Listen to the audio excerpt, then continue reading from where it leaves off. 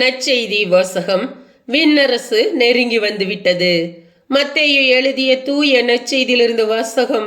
அதிகாரம் 4, இறைவசனங்கள் 12 முதல் 17, 23 முதல் 25. யோவான் கைது செய்யப்பட்டதை இயேசு கேள்விப்பட்டு கலிலேயாவுக்கு புறப்பட்டு சென்றார். அவர் நாசரேத்தை விட்டு அகன்று செபுலோன், நப்தலி ஆகிய இடங்களின் எல்லைகளில் கடலோரமாய் அமைந்திருந்த கப்பர்நாகுமுக்கு சென்று குடியிருந்தார்.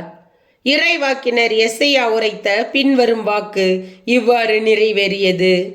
செபுலோன் நாடே, நப்தலி நாடே, பெருங்கடல் வழிப்பகுதியே, யோர்தானுக்கு அப்பால் உள்ள நிலப்பரப்பே, பிற இனத்தவர் வாழும் கலிலேய பகுதியே, காரிருளில் இருந்த மக்கள் பேரொளியை கண்டார்கள். சாவி நிழல் சூழ்ந்துள்ள நாட்டில் குடியிருப்போர் மேல் சுடரொளி உதித்துள்ளது.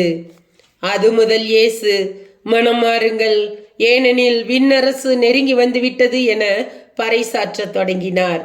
அவர் கலிலேய பகுதி முழுவதும் சுற்றி வந்தார். அவர்களுடைய தொழுகை கூடங்களில் கற்பித்தார். விண்ணரசு பற்றிய நற்செய்தியை பறைசாற்றினார். மக்களிடையே இருந்த நோய் நொடிகள் அனைத்தையும் குணமாக்கினார். அவரை பற்றிய பேச்சு சிரியா நாடு முழுவதும் பரவியது.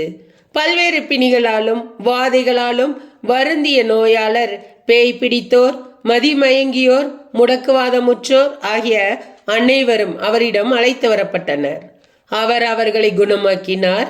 ஆகவே கலிலேயா, தெக்கப்போலி, எருசலேம், யூதேயா, யோர்தானுக்கு அக்கறை பகுதி ஆகிய இடங்களில் இருந்து வந்த மக்கள் பெருந்திரளாய் அவரை பின்தொடர்ந்தனர். ஆண்டவரின் அருள் வாக்கு. கிறிஸ்துவே உமக்கு புகழ்.